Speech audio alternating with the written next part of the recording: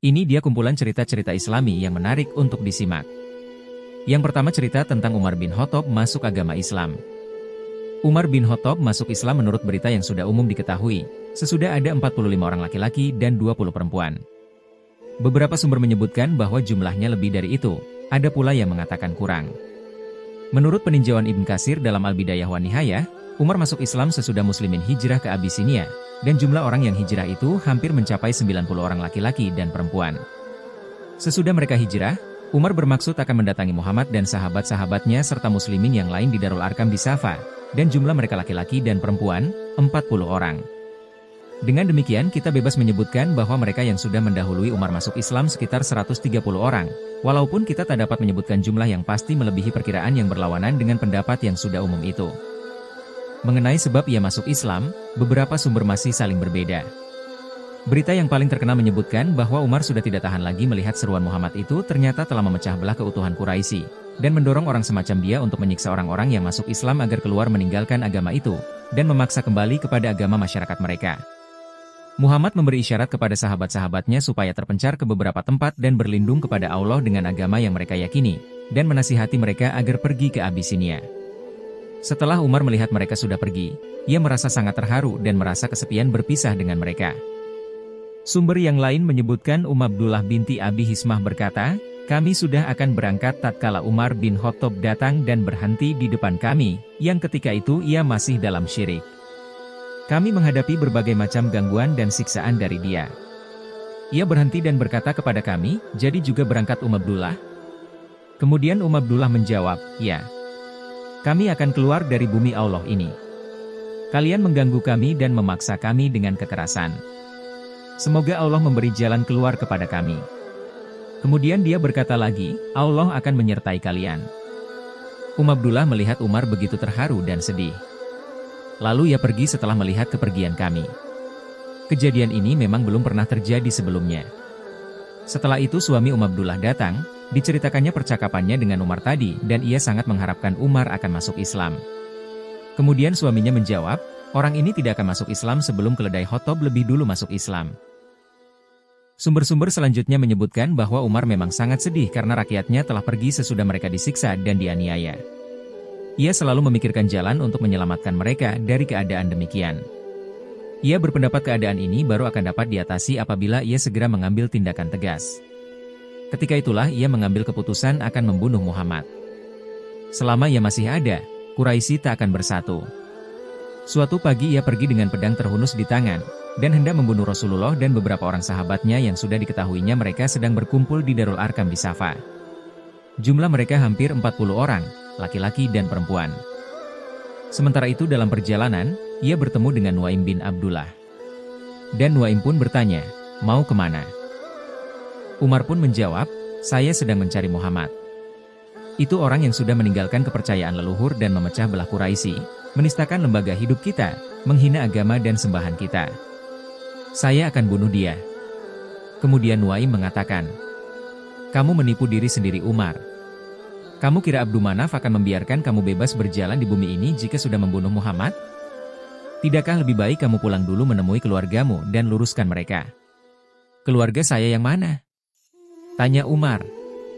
Kawannya itu menjawab, "Ipar dan sepupu Anda Sa'id bin Zaid bin Amr, dan adikmu Fatimah binti Khattab. Kedua mereka sudah masuk Islam dan menjadi pengikut Muhammad. Mereka itulah yang harus kamu hadapi." Umar kembali pulang hendak menemui adik perempuan dan iparnya.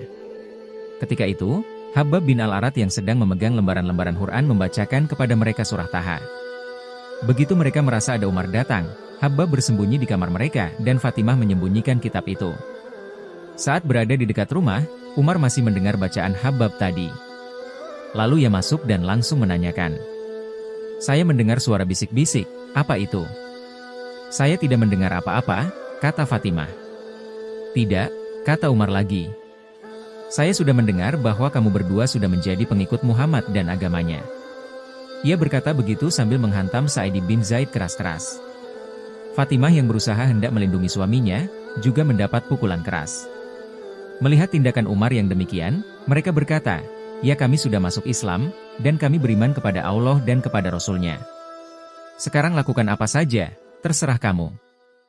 Melihat darah di muka adiknya itu, Umar merasa menyesal, dan menyadari apa yang telah diperbuatnya. "Kemarikan kitab yang kalian baca tadi," kata Umar. "Akan saya lihat apa yang diajarkan Muhammad." Fatimah berkata, "Kami khawatir akan Anda sia-siakan." "Jangan takut," kata Umar. Lalu ia bersumpah demi dewa-duanya bahwa ia akan mengembalikannya bila mana sudah selesai membacanya. Kitab itu diberikan oleh Fatimah. Sesudah sebagian dibacanya, ia berkata, "Sungguh indah dan mulia sekali kata-kata ini."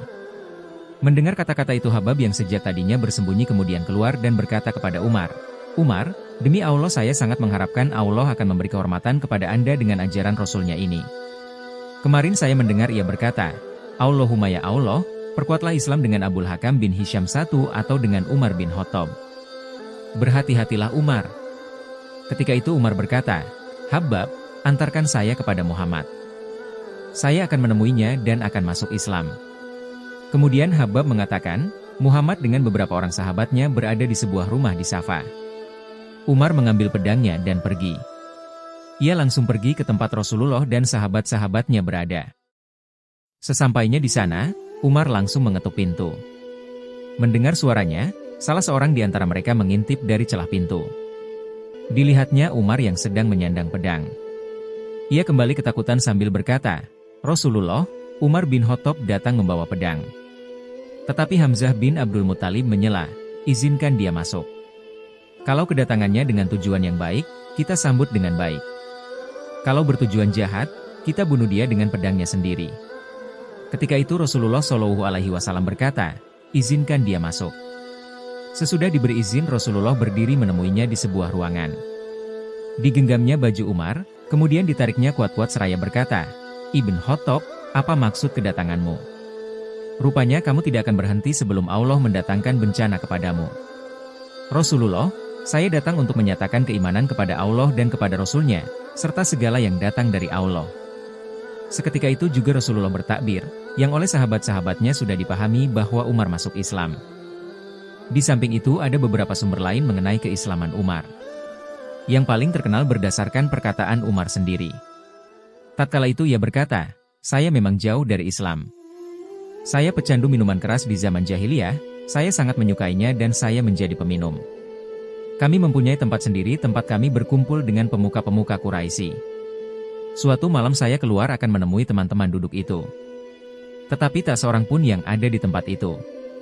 Dalam hati saya berkata, sebaiknya saya mendatangi si Polan, pedagang hamar itu. Dia di Mekah berdagang hamar, kalau-kalau di tempat itu ada hamar, saya ingin minum. Saya pun pergi ke sana, tetapi tak ada orang. Dalam hati saya berkata lagi, sebaiknya saya ke Ka'bah, berkeliling 7 kali atau 70 kali. Maka saya pergi ke masjid dan akan bertawaf di Ka'bah. Tetapi ternyata di sana ada Rasulullah SAW sedang sholat. Ketika itu, ia sholat menghadap ke Syam dan Ka'bah berada di antara dia dengan Syam. Tempat sholatnya di antara dua sudut Hajar Aswad dengan sudut Yamani. Ketika itu saya langsung berkata, sungguh saya sangat mengharap malam ini dapat menguping Muhammad sampai saya dapat mendengar apa yang dikatakannya. Saya khawatir dia akan terkejut kalau saya dekati. Maka saya datang dari arah Hijr. Saya masuk ke balik kain Ka'bah dan berjalan perlahan, hingga saya berdiri di depannya berhadap-hadapan, dan antara saya dengan dia hanya dibatasi kain Ka'bah. Sementara itu Rasulullah SAW sedang sholat dengan membaca Quran. Setelah saya dengar Quran itu dibacanya, hati saya rasa tersentuh. Saya menangis, Islam sudah masuk ke dalam hati saya. Sementara saya masih tegak berdiri menunggu sampai Rasulullah SAW selesai sholat. Kemudian ia pergi pulang menuju rumahnya. Saya ikuti dia, sampai dia sudah dekat rumahnya baru saya dapat menyusulnya. Mendengar suara gerak-gerik saya, ia sudah mengenalnya dan ia kira saya menyusul hendak menyakitinya. Ia kemudian menghardik saya dan seraya bertanya, "Ibn Khattab, apa maksud kedatanganmu?" Saya menjawab, "Kedatangan saya hendak beriman kepada Allah, dan kepada Rasul-Nya serta kepada segala yang datang dari Allah."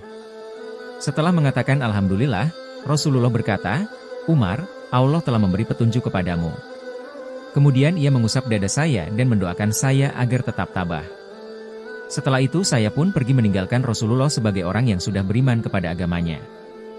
Sumber yang dihubungkan kepada Umar ini merupakan sebuah gambaran yang terdapat dalam Musnad Imam Ahmad bin Hanbal, dengan harapan kiranya dapat melengkapi apa yang sudah dilukiskan di atas. yang menyebutkan bahwa Umar berkata, "Saya pergi hendak menghadang Rasulullah Shallallahu Alaihi Wasallam sebelum saya masuk Islam. Saya lihat dia sudah mendahului saya ke masjid. Saya berdiri di belakangnya. Ia memulai bacaannya dengan surah Al-Haqqah.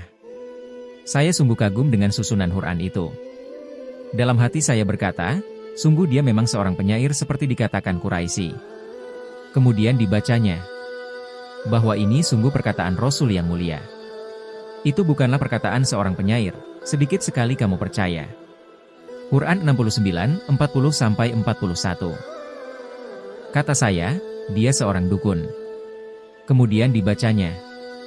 Juga bukan perkataan seorang peramal, sedikit sekali kamu mau menerima peringatan. Ini adalah wahyu yang diturunkan dari Tuhan semesta alam. Dan kalau dia mengada-adakan perkataan atas nama kami, pasti kami tangkap dia dengan tangan kanan, kemudian pasti kami potong pembuluh jantungnya. Maka tak seorang pun dari kamu dapat mempertahankannya. Quran 69, 42-47, sampai akhir surah. Maka Islam sungguh menyentuh hati saya begitu dalam. Inilah sumber yang juga terkenal sesudah yang pertama tadi. Ibn Ishaq memperkuat kedua sumber itu dan menempatkannya berurutan demikian dengan mengatakan, yang manapun hanya Allah yang Maha Tahu. Kedua sumber itu dan yang semacamnya yang biasanya dikutip oleh kitab-kitab sekitar Islamnya Umar, menurut Haikal, sang penulis, melukiskan saat Umar meninggalkan agama nenek moyangnya. Rasulullah telah menyaksikan keimanannya kepada Allah, kepada Rasulnya dan kepada segala yang datang dari Allah. Tetapi semua itu tak ada yang melukiskan suatu gambaran dari segi psikologi, apa yang menyebabkan sampai ia memeluk Islam. Ataukah tidak demikian adanya? Umar sudah pernah mendengar pembacaan Quran sebelum yang dibacakan dalam kitab Habab, dan sebelum bersembunyi di balik kain Ka'bah, lalu mendengarkannya dari Rasulullah dan bahwa dia mengkaji kembali antara dirinya dengan Rasulullah. Kemudian ia berbalik pikir tentang diri lalu merenungkan keadaan dirinya dengan Nabi Muhammad dan pengikut-pengikutnya, lalu dengan lama merenungkan itu.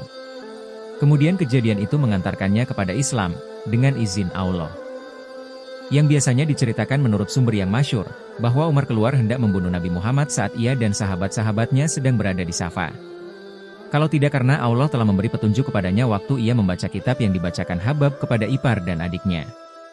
Menurut Haikal tak masuk akal bahwa dengan pedangnya Umar bermaksud membunuh Nabi Muhammad yang sedang di tengah-tengah 40 orang sahabatnya, di antaranya ada Hamzah bin Abdul Muthalib dan Abu Ubaidah bin Al-Jarrah serta pahlawan-pahlawan Mekah lainnya, apalagi mau beranggapan bahwa ia mampu melaksanakan maksudnya itu.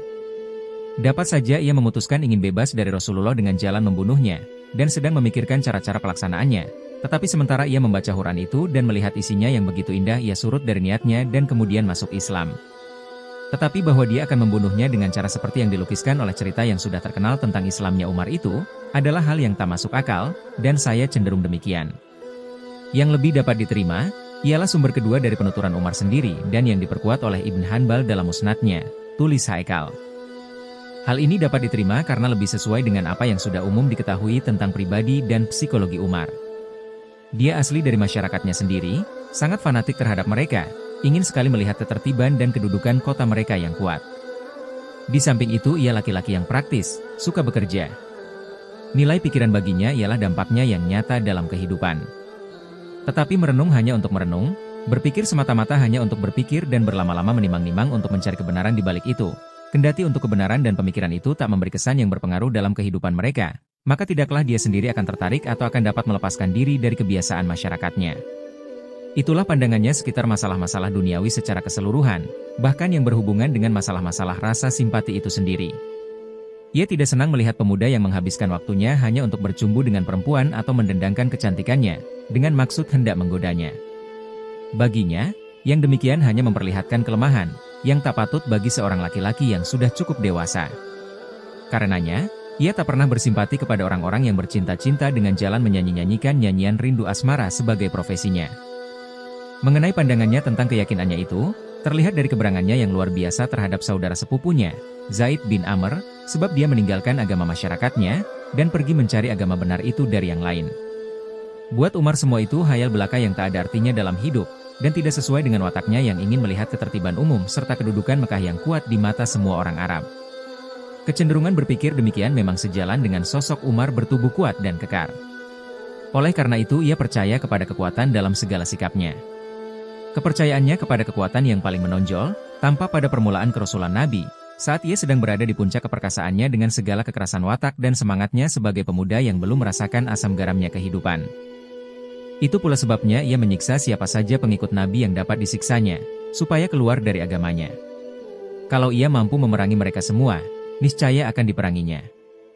Tetapi dia tahu bahwa kabilah-kabilah Quraisy melarang yang demikian, dan kabilahnya sendiri Banu Adi, tidak sependapat dengan dia. Itu sebabnya, seperti yang dilakukan oleh orang-orang Quraisy lainnya, kemampuannya terbatas hanya sampai pada penyiksaan kaum duafa atau orang-orang yang lemah tanpa dapat melakukan kekerasan terhadap Abu Bakar, Utsman bin Affan, Abu Ubaidah bin Al-Jarrah dan yang lain, yang akan dilindungi oleh kabilah-kabilah mereka. Tetapi yang masih dapat dilakukannya, mengadakan pembakotan dan menyakiti siapa saja yang dapat dijangkaunya. Di samping semua itu, sebenarnya Umar adalah orang yang berhati lembut dan berperasaan halus dalam arti keadilan. Salah satu bukti kelembutan hatinya adalah tatkala adiknya hendak melindungi suami yang dipukulnya. Setelah melihat adiknya sampai berdarah, ia menyesal dan menyadari kesalahannya sendiri. Kelembutan demikian sering kita jumpai pada orang-orang yang kuat dan bertangan besi tatkala mereka sudah melampaui batas dalam berpegang pada kekuatan. Percakapannya dengan Abdullah binti Abi Hismah ketika siap akan berangkat hijrah ke Abisinia, memperlihatkan sikap yang sangat lemah lembut kepadanya. Abdullah pun begitu terharu melihat sikapnya yang demikian sehingga ia berkata kepada suaminya yang ketika itu baru datang, "Kalau saja tadi Anda melihat Umar dan sikapnya yang begitu lemah lembut serta kesedihannya melihat kami, sampai-sampai saya mengharapkan ia masuk Islam." Sifat-sifat demikian ini dapat menerjemahkan kepada kita mengapa Umar bin Khattab kemudian masuk Islam. Yang kedua, kisah tentang Nabi Musa alaihi salam dengan pemuda beribu bapakan babi. Nabi Musa alaihi salam adalah satu-satunya nabi yang boleh berdialog dan bermunajat dengan Allah Subhanahu wa Ta'ala.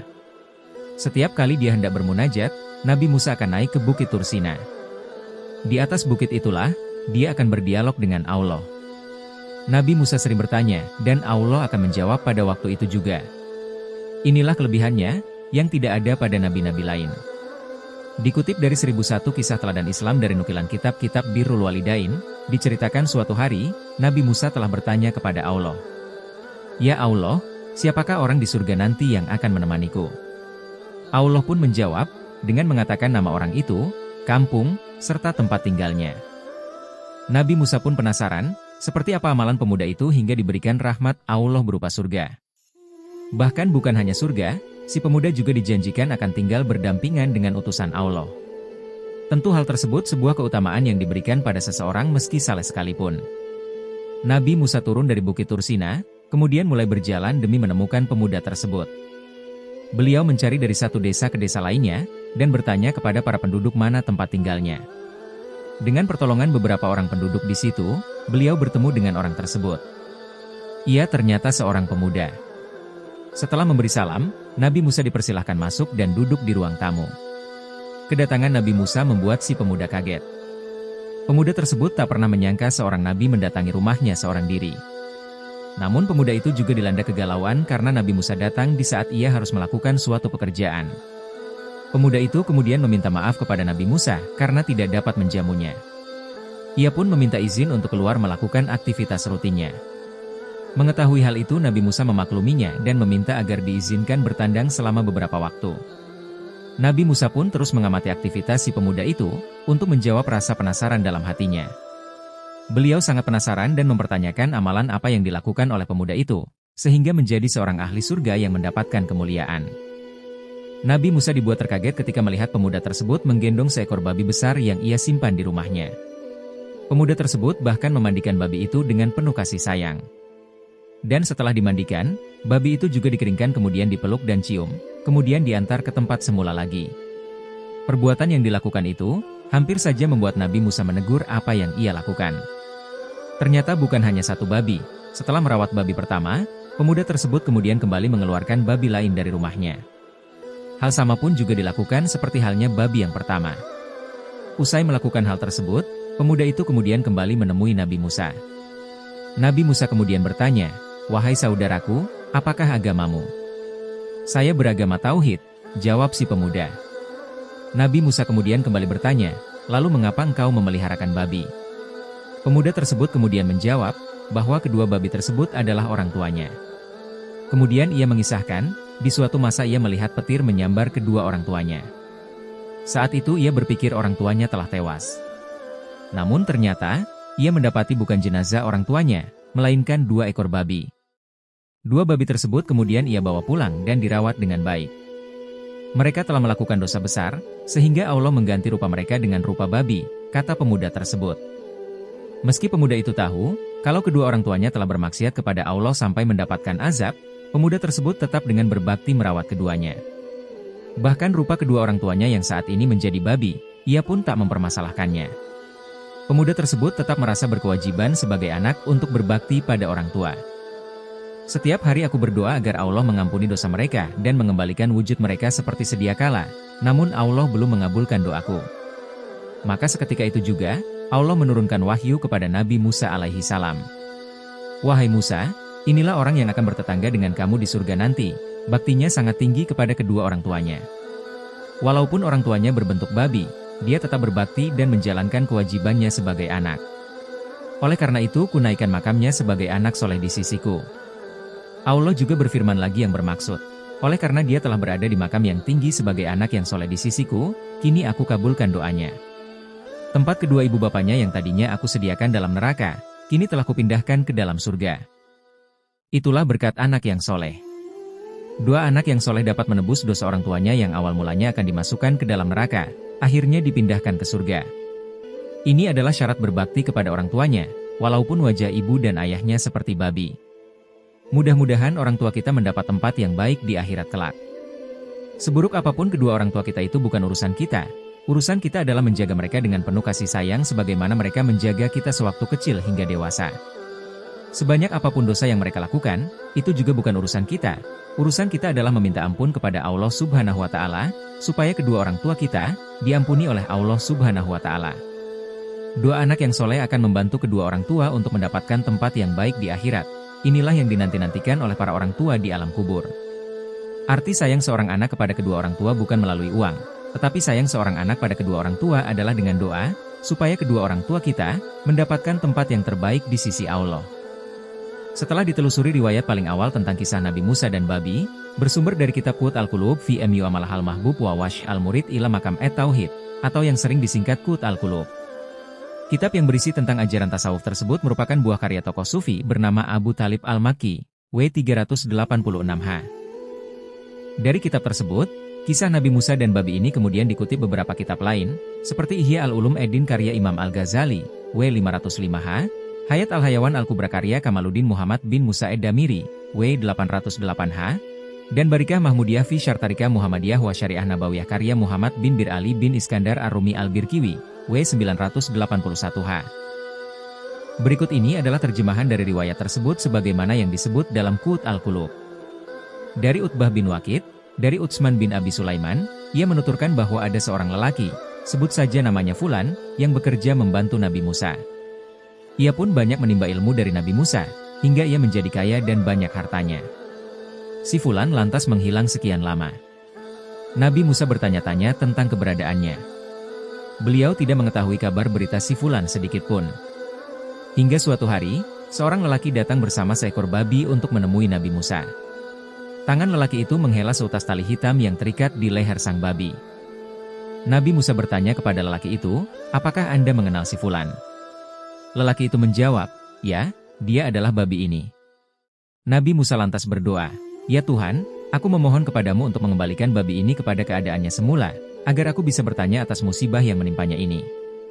Allah pun menurunkan wahyunya kepada Musa. "Ya Musa, walaupun kau berdoa kepadaku sebagaimana Adam berdoa, apalagi 2 orang yang lebih rendah daripadanya, aku tidak akan mengabulkan doamu. Namun aku tetap memberitahukanmu mengapa aku mengutuknya menjadi babi. Hal itu karena ia mencari dunia dengan menjual agama." Riwayat itu disampaikan oleh Muhammad bin Ali bin Atiyah atau yang dikenal dengan nama Abu Talib al-Makki. Kisah tersebut bukanlah berasal dari sabda Nabi yang terdapat dalam kitab-kitab hadis.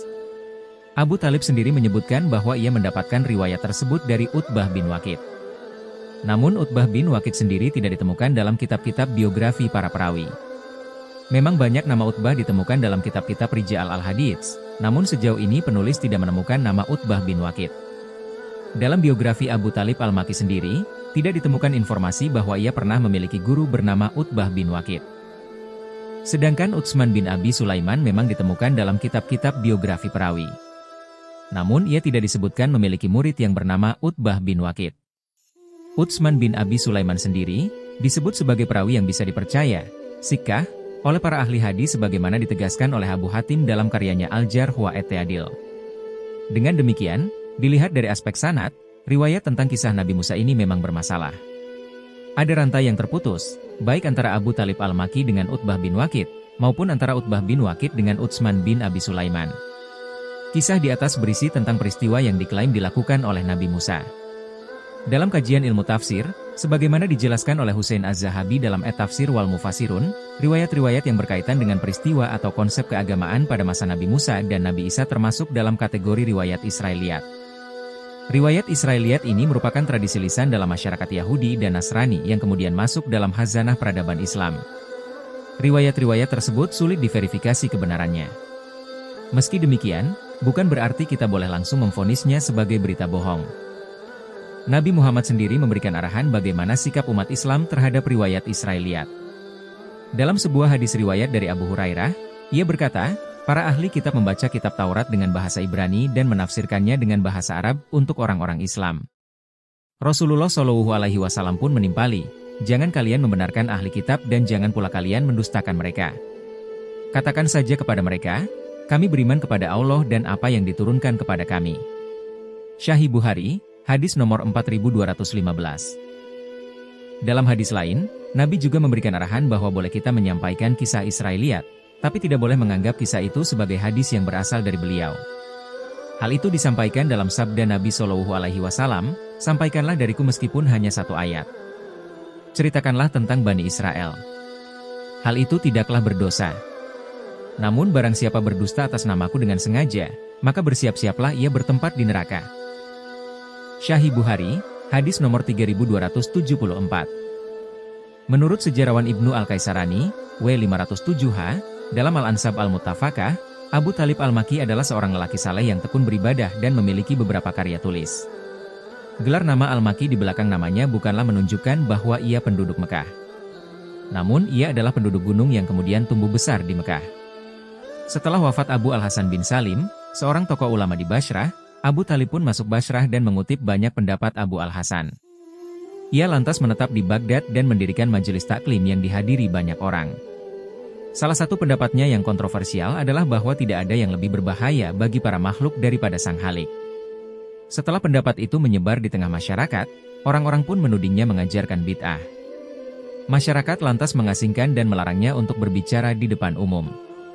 Sedangkan menurut Al-Hatib Al-Baghdadi, W463H, dalam kitab Tarikh Baghdad, Abu Talib menyebutkan dalam kitabnya Qut Al-Qulub beberapa hal yang mungkar terkait dengan sifat-sifat Allah. Terlepas dari tudingan miring terhadap Abu Talib Al-Maki di atas, beliau tetaplah seorang tokoh ulama yang harus dihormati. Karya beliau Qut Al-Qulub sampai hari ini merupakan salah satu rujukan awal ajaran tasawuf.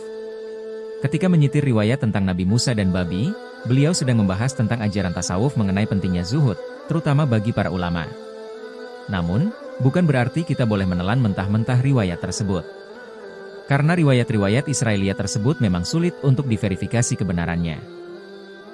Yang ketiga adalah kisah setan mengajarkan ayat kursi pada Abu Hurairah. Keutamaan dalam membaca ayat kursi adalah mencakup perlindungan dari gangguan setan bagi yang membacanya sebelum tidur. Hal ini berdasarkan dari salah satu riwayat hadis yang disabdakan oleh Rasulullah SAW.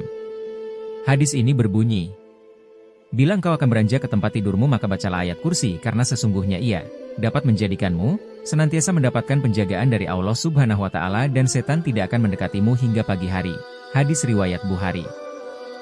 Namun, ada kisah menarik yang menyebutkan bahwa setan ternyata pernah mengajarkan bacaan ayat kursi pada salah satu sahabat Nabi, yakni Abu Hurairah radhiyallahu anhu. Kisah ini terangkum dalam hadis riwayat Imam Bukhari nomor 2311 yang diceritakan langsung oleh Abu Hurairah radhiyallahu anhu dan diterjemahkan Abu Abbas Zain Mustafa Al-Basurwani. Kisah bermula saat Abu Hurairah hera ditugaskan oleh Rasulullah SAW untuk menjaga gudang zakat di bulan Ramadan. Tiba-tiba muncullah seseorang, lalu mencuri segenggam makanan. Namun kepintaran Hurairah memang patut dipuji, kemudian pencuri itu kemudian berhasil ditangkapnya. Akan aku adukan kamu kepada Rasulullah SAW, gerta Abu Hurairah. Bukan main takutnya pencuri itu mendengar ancaman Abu Hurairah, hingga kemudian ia pun merengek-rengek. Aku ini benar-benar dalam keadaan butuh.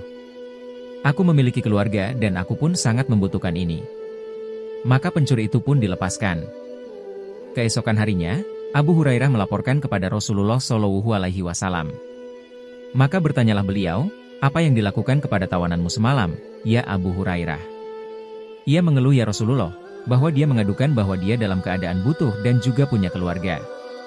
Oleh karena itu, aku begitu kasihan padanya sehingga aku melepaskannya, jawab Abu Hurairah. Rasulullah Shallallahu Alaihi Wasallam bersabda, dia telah berdusta padamu dan dia akan kembali lagi.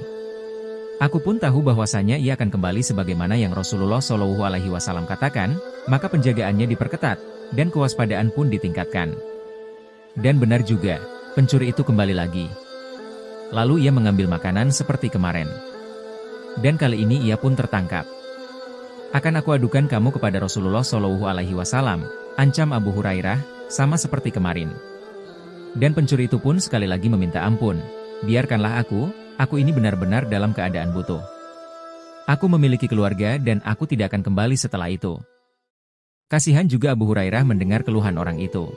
Dan kali ini pun ia kembali dilepaskan. Pada paginya, kejadian itu dilaporkan kepada Rasulullah Shallallahu Alaihi Wasallam, dan beliau pun bertanya seperti kemarin. Dan setelah mendapat jawaban yang sama, sekali lagi Rasulullah menegaskan, pencuri itu bohong, dan nanti malam ia akan kembali lagi. Malam itu Abu Hurairah berjaga-jaga dengan kewaspadaan dan kepintaran penuh. Mata, telinga dan perasaannya dipasang baik-baik. Diperhatikannya dengan teliti setiap gerak-gerik di sekelilingnya. Sudah 2 kali ia dibohongi oleh pencuri. Jika pencuri itu benar-benar datang seperti dikatakan oleh Rasulullah, dan ia berhasil menangkapnya, ia telah bertekad tidak akan melepaskannya sekali lagi. Hatinya sudah tidak sabar lagi menunggu-nunggu datangnya pencuri jahanam itu. Ia kesal. Kenapa pencuri kemarin itu dilepaskan begitu saja sebelum diseret ke hadapan Rasulullah Shallallahu Alaihi Wasallam? Kenapa mau saja ia ditipu olehnya? Awas saja, katanya dalam hati. Kali ini tidak akan kuberikan ampun. Malam semakin larut dan jalanan sudah sepi. Tiba-tiba muncul sesosok bayangan yang datang menghampiri longgokan makanan yang dia jaga. Nah benar juga ia datang lagi, katanya dalam hati. Dan tidak lama kemudian pencuri itu telah bertekuk lutut di hadapannya dengan wajah ketakutan. Diperhatikannya benar-benar wajah pencuri itu. Ada semacam kepura-puraan pada gerak-geriknya. Kali ini kau pastinya kuadukan kepada Rasulullah. Sudah 2 kali kau berjanji tidak akan datang lagi kemari, tapi ternyata kau kembali juga. Lepaskan saya. Pencuri itu memohon. Tapi dari tangan Abu Hurairah yang menggenggam erat-erat dapat difahami, bahwa kali ini ia tidak akan dilepaskan lagi. Maka dengan rasa putus asa akhirnya pencuri itu berkata, lepaskan saya. Akan saya ajari Tuan beberapa kalimat yang sangat berguna. Kalimat-kalimat apakah itu? Tanya Abu Hurairah dengan rasa ingin tahu. Bila Tuan hendak tidur, bacalah ayat kursi. Allahu la ilaha illahu wal hayyul qayyum. Dan seterusnya sampai akhir ayat. Maka Tuan akan selalu dipelihara oleh Allah, dan tidak akan ada syaitan yang berani mendekati Tuan sampai pagi. Maka pencuri itu pun dilepaskan oleh Abu Hurairah. Agaknya naluri keilmuannya lebih menguasai jiwanya sebagai penjaga gudang. Dan keesokan harinya, ia kembali menghadap Rasulullah Shallallahu Alaihi Wasallam untuk melaporkan pengalamannya yang luar biasa tadi malam. Apa yang dilakukan oleh tawananmu semalam? Tanya Rasul sebelum Abu Hurairah sempat menceritakan segalanya. Ia mengajariku beberapa kalimat yang katanya sangat berguna, lalu ya saya lepaskan, jawab Abu Hurairah. Kalimat apakah itu? Tanya Nabi. Katanya, kalau kamu tidur, bacalah ayat kursi, Allahu la ilaha illahu wal hayyul qayyum. Dan seterusnya sampai akhir ayat. Dan ia katakan pula, jika engkau membaca itu, maka engkau akan selalu dijaga oleh Allah, dan tidak akan didekati syaitan hingga pagi hari. Menanggapi cerita Abu Hurairah, Rasulullah Shallallahu Alaihi Wasallam berkata, pencuri itu telah berkata benar, sekalipun sebenarnya ia tetap pendusta. Kemudian Rasulullah Shallallahu Alaihi Wasallam bertanya pula, tahukah kamu, siapa sebenarnya pencuri yang bertemu denganmu tiap malam itu? Entahlah, jawab Abu Hurairah. Itu adalah setan. Setan berkata benar kepadamu tentang ayat kursi. Tidaklah sekali-kali kamu membacanya, melainkan kamu berada dalam penjagaan Allah dan setan tidak akan dapat mendekatimu. Akan tetapi, setan selamanya adalah pendusta. Di sini terdapat pelajaran besar yang menunjukkan bahwa manusia tidak akan dapat selamat dari setan, kecuali berkat kemurahan Tuhan Yang Maha Esa dan zikir kepada Allah. Selain itu, kita boleh mengambil hikmah sekalipun dari orang yang kafir lagi sesat, karena hikmah itu adalah barang yang dicari oleh orang mukmin. Kita boleh mengambilnya dimanapun kita menemukannya. Pelajaran lain yang dapat kita ambil adalah bahwa setan itu mempunyai godaan. Dan di antara hikmah Allah ialah, Dia menciptakan manusia untuk membedakan antara yang buruk dan yang baik. Allah menciptakan surga bagi kekasih-kekasihnya, dan neraka bagi musuh-musuhnya. Rasulullah telah bersabda, setan datang kepada manusia, lalu berkata kepadanya, jangan kamu masuk Islam, karena kalau kamu masuk Islam, kamu akan menanggung berbagai beban. Akan tetapi, manusia mendurhakainya dan masuk Islam. Setan pun datang lagi, lalu berkata, janganlah kamu hijrah, karena sesungguhnya jika kamu hijrah, kamu akan meninggalkan anak dan istrimu, maka manusia mendurhakainya dan hijrah. Selanjutnya, setan datang lagi dan berkata, janganlah kamu berjihad, karena sesungguhnya jika kamu berjihad, kamu akan terbunuh dan darahmu dialirkan. Maka manusia mendurhakainya dan berjihad. Hadis riwayat Ahmad dan Nasai. Yang keempat adalah tentang tempat misterius di bumi yang disebutkan dalam Al-Quran. Alam semesta menyimpan banyak rahasia yang sangat sulit diungkapkan oleh nalar manusia. Salah satunya, mengenai beberapa tempat misterius di bumi, yang keberadaannya belum terungkap. Menariknya, beberapa tempat tersebut tertulis dalam kitab suci Al-Quran. Meskipun telah ada banyak petunjuk tentang berbagai fenomena misterius di alam semesta, tetapi untuk manusia, mencapainya tidaklah mudah. Al-Quran bagi umat Islam merupakan kitab suci yang berisi banyak petunjuk tentang alam semesta. Dalam Al-Quran, seperti yang terdapat dalam surah Kahf dan sabda Rasulullah SAW, dijelaskan bahwa ada tempat misterius yang ada di dunia. Namun hingga saat ini lokasinya belum ditemukan. Berikut adalah daftar tempat misterius dalam Al-Quran yang hingga saat ini belum ditemukan, dirangkum dari berbagai sumber. 1. Ainul Hayat. Telaga Ainul Hayat merupakan telaga yang penuh misteri dalam eksistensinya. Legenda menyebutkan bahwa mereka yang berhasil meminum air dari telaga ini akan diberikan anugerah keabadian sampai akhir zaman, kecuali Allah Subhanahu wa Ta'ala menghendaki kematian mereka. Beberapa pakar tafsir berpendapat bahwa air dari telaga ini memiliki potensi untuk memperpanjang umur manusia. Seandainya seseorang mencicipi airnya meskipun hanya dalam satu tegukan, maka hidupnya akan dianugerahi keabadian. Mata air keabadian, dikenal sebagai Fountain of Youth, memiliki kemampuan untuk mengembalikan masa muda bagi siapapun yang meminumnya. Meskipun sangat terkenal, keberadaannya tetap misterius dan menjadi sumber kagum bagi banyak orang. Dalam catatan sejarah, Raja Ferdinand meyakini dengan sungguh-sungguh akan adanya mata air keabadian. Ia menganggap apa yang tercatat dalam kitab dan manuskrip kuno sebagai fakta yang nyata. Oleh karena itu, Raja Ferdinand menugaskan Ponce de Leon untuk menjalankan ekspedisi guna mencari keberadaan Fountain of Youth. Ahli sejarah memperkirakan bahwa Ponce de Leon lahir sekitar tahun 1474 Masehi. Pada bulan September 1493, ia ikut serta dalam ekspedisi yang dipimpin oleh Christopher Columbus. Ekspedisi tersebut melibatkan sekitar 1.200 pelaut, kolonis, dan prajurit.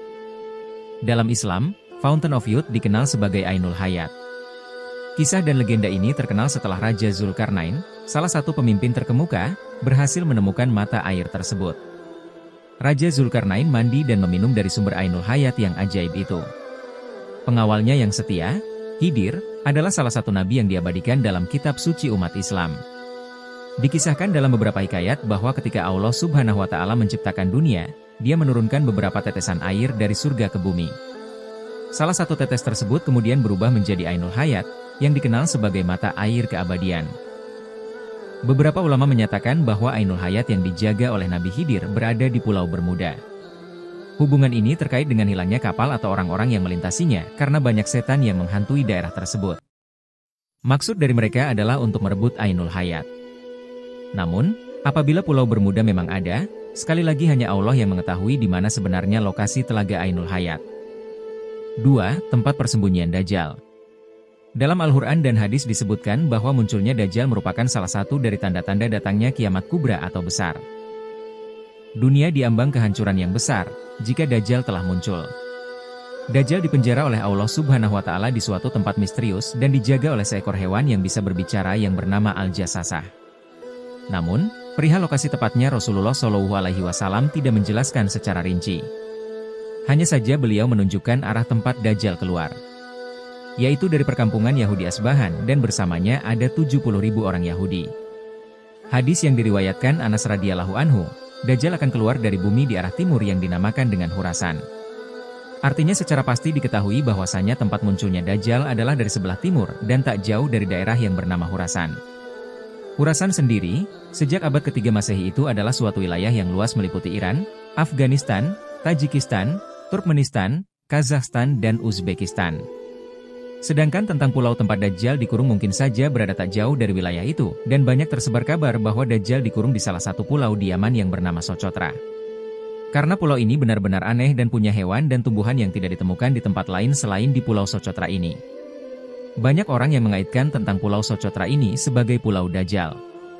Namun ada pula yang mengatakan Dajjal di segitiga Bermuda, dan ada beberapa pendapat lain yang menyebutkan tentang di mana pulau Dajjal ini sebenarnya.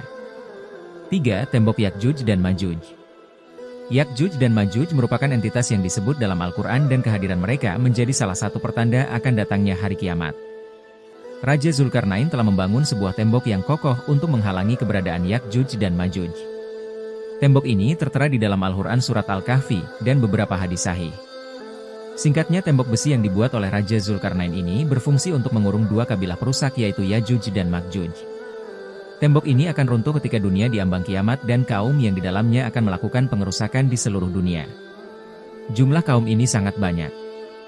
Diriwayatkan kalau ada satu manusia berarti jumlah Yakjuj dan Makjujnya ada 999.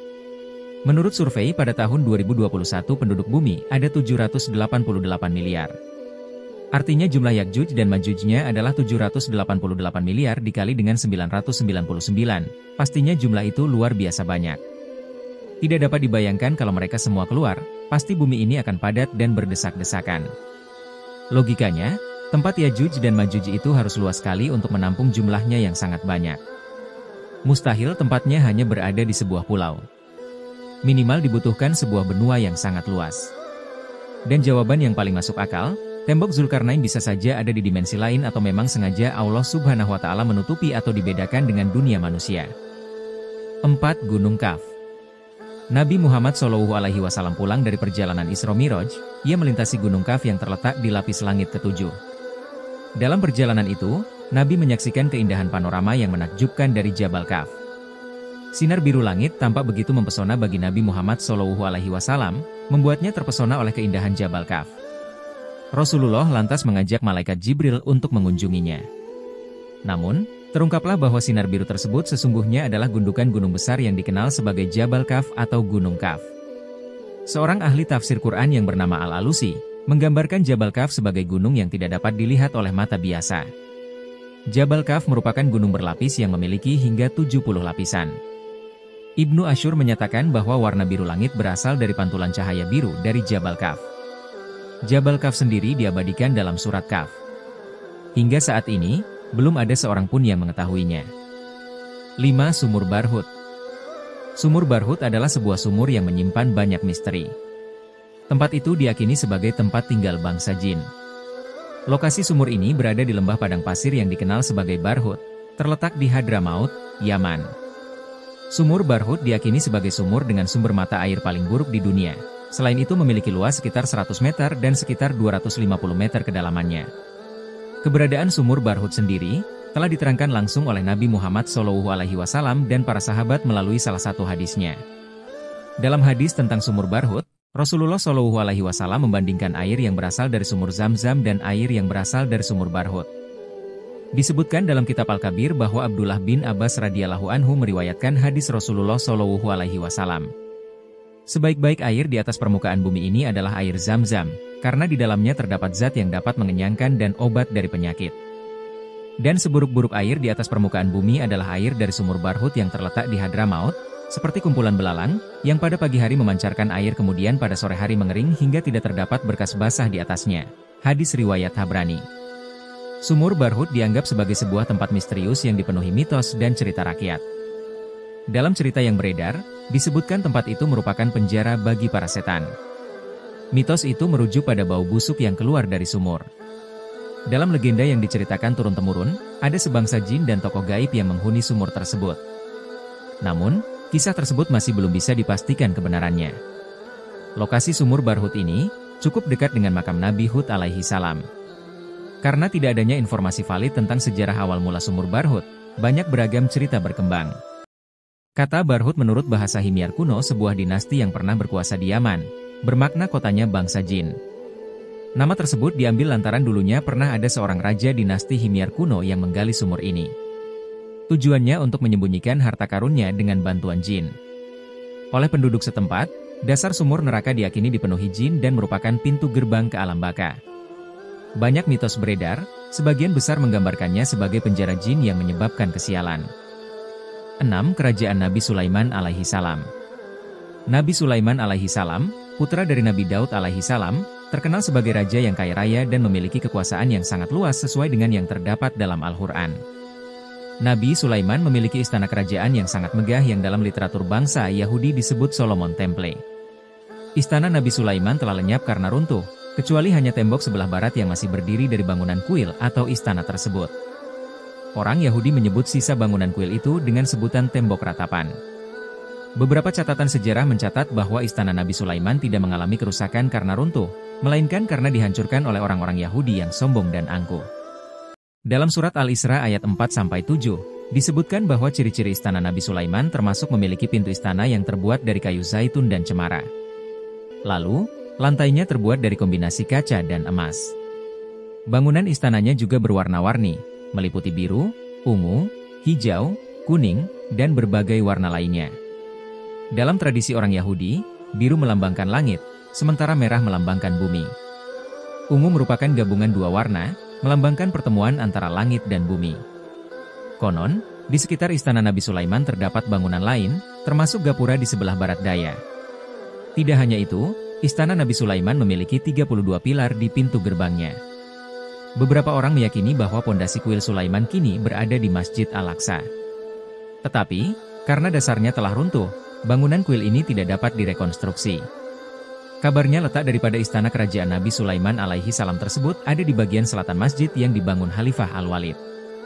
Namun, sampai saat ini, tidak ada bukti yang menunjukkan keberadaan kerajaan Nabi Sulaiman ataupun artefak peninggalannya. Jadi itulah tempat-tempat misterius dalam Al-Quran yang belum ditemukan. Misteri tempat-tempat ini dalam Al-Quran masih menjadi perdebatan di antara para ulama dan peneliti, dan lokasi pasti mereka masih belum berhasil diidentifikasi hingga saat ini. Yang terakhir adalah kisah tentang masuknya iblis ke bahtera Nabi Nuh alaihi salam.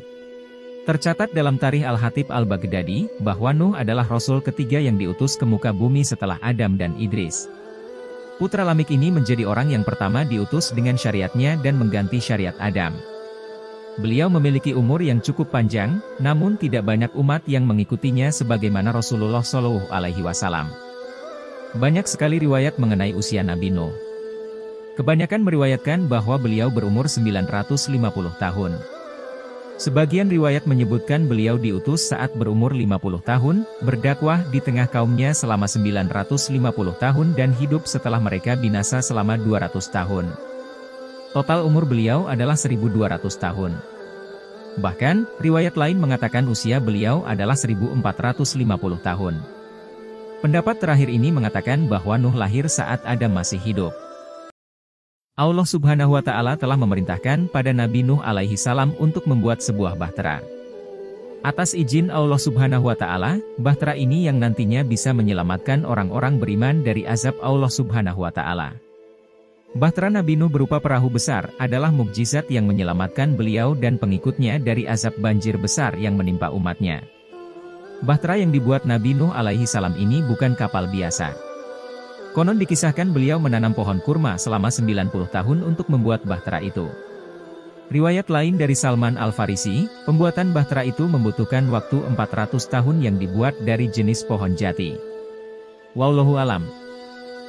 Perintah membuat perahu besar itu berawal dari dakwah Nabi Nuh alaihi salam yang menyeru kaumnya untuk beriman dan menyembah Allah. Nabi Nuh kesal terhadap umatnya yang menyembah berhala hingga menyumpahi mereka agar dimusnahkan. Ya Allah, musnahkan orang kafir itu, demikian doanya. Kemudian Allah Subhanahu wa Ta'ala telah memerintahkan pada Nabi Nuh untuk membuat sebuah bahtera. Atas izin Allah Subhanahu wa Ta'ala, bahtera ini yang nantinya bisa menyelamatkan orang-orang beriman dari azab Allah Subhanahu wa Ta'ala. Al-Kisai 119 halaman 737 sampai 189 halaman 809. Ulama di bidang qiraat Al-Qur'an mengatakan, setelah Allah memberi wahyu kepada Nabi Nuh alaihi salam bahwa yang mampu memikul kayu itu adalah Auj dari Kufah ke tanah Hirah, yaitu suatu perkampungan yang dekat dengan Baghdad. Maka Nabi Nuh mendatangi Auj dan memintanya memikulkan kayu tersebut untuknya. Auj berkata, "Aku tidak akan memikulnya kecuali engkau mengenyangkanku dengan roti."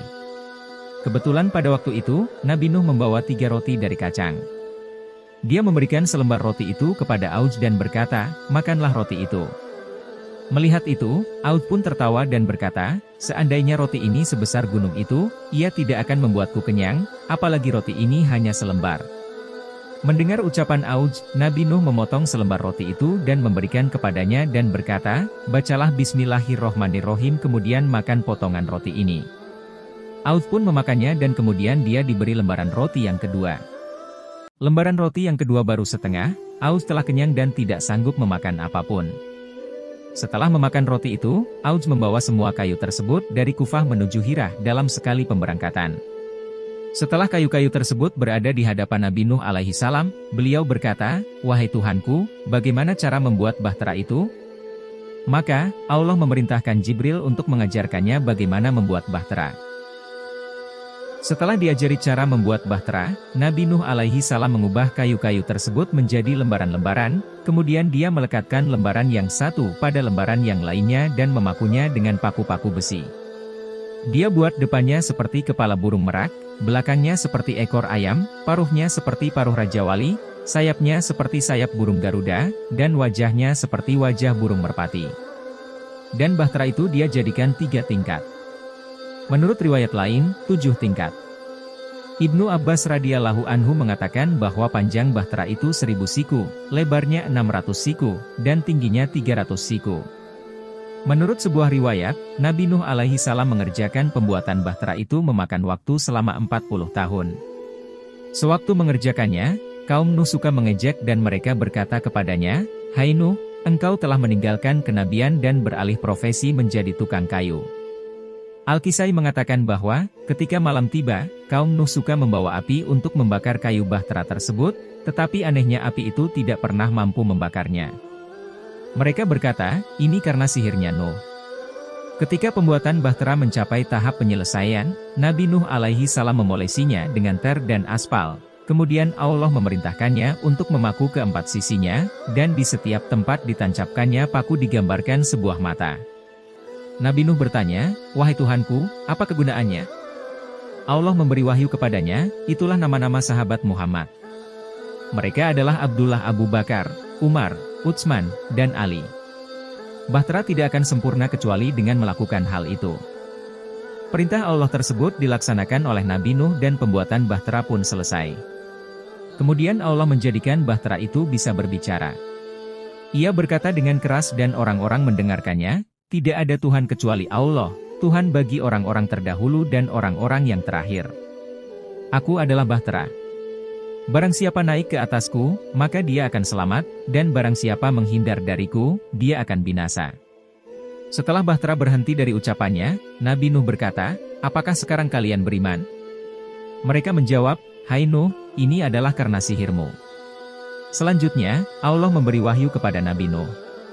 "Kemarahanku kepada orang yang menentangku telah memuncak." Kemudian Allah memerintahkan Nabi Nuh alaihi salam mempersiapkan makanan untuk 1 bulan dan membuat tempat persediaan air tawar di bahtera. Lalu Allah menurunkan untuk Nabi Nuh manik-manik dari surga yang bercahaya, seperti cahaya matahari. Dengan manik-manik itu, Nabi Nuh akan mengetahui waktu siang dan malam. Waktu berlalu. Nabi Nuh alaihi salam meminta izin kepada Tuhannya untuk melaksanakan haji, dan dia pun diizinkan. Sewaktu dia pergi ke Mekah, kaumnya bermaksud membakar bahtera. Maka Allah memerintahkan kepada beberapa malaikat untuk mengangkat bahtera itu antara langit dan bumi. Para malaikat mengangkat bahtera itu dan kaum Nuh menyaksikannya. Sewaktu berada di Mekah, Nabi Nuh alaihi salam melakukan tawaf 7 kali dan di sana dia berdoa agar kaumnya dibinasakan. Doanya dikabul oleh Allah. Ketika Nuh kembali dari Mekah, bahteranya diturunkan kembali ke atas tanah. Kemudian Allah memerintahkannya agar naik ke sebuah gunung dan menyeru dengan sekeras-kerasnya, "Wahai kawanan binatang liar, kawanan burung, kawanan serangga, dan semua yang bernyawa, datanglah kemari. Masuklah ke dalam bahtera. Sungguh, azab sebentar lagi akan terjadi." Seruan Nabi Nuh terdengar dari timur hingga barat. Setelah itu, kawanan binatang liar, burung, binatang melata, dan serangga datang berbondong-bondong. Lalu Nuh alaihi salam berkata, "Aku diperintahkan untuk membawa dari masing-masing binatang sepasang, jantan dan betina." Dia telah diperintahkan untuk membawa semua jenis pepohonan tanpa kecuali. Dia diperintahkan untuk membawa jasad Adam dan Hawa. Lalu dia meletakkan jasad keduanya dalam sebuah peti. Selain itu, dia diperintahkan untuk membawa Hajar Aswad, tongkat Nabi Adam, yang telah diturunkan kepadanya dari surga, dan diperintahkan membawa tabut, suhuf, dan tali. Dan manusia yang masuk ke dalam bahtera bersamanya berjumlah 40 orang laki-laki dan 40 orang perempuan. Mereka ditempatkan di tingkat pertama. Tingkat kedua dijadikan tempat binatang liar, binatang melata, dan binatang ternak. Menurut sebuah riwayat, hewan yang terakhir masuk ke dalam bahtera adalah keledai. Ketika ia mau masuk, iblis memegang buntutnya sehingga ia susah masuk. Sebelumnya Nabi Nuh menyangka keledai enggan masuk karena kehendaknya. Nabi Nuh berkata, "Hai Mal'un yang terlaknat, masuklah." Keledai pun masuk diikuti oleh si iblis. Ketika Nabi Nuh melihat iblis, dia berkata, "Siapa yang mengizinkanmu masuk ke bahtera ini?" Iblis menjawab, "Engkau yang telah mengizinkan aku masuk. Bukankah engkau tadi bilang, 'Hai Mal'un yang terlaknat, masuklah,' dan yang memiliki predikat Mal'un secara mutlak tiada lain kecuali aku."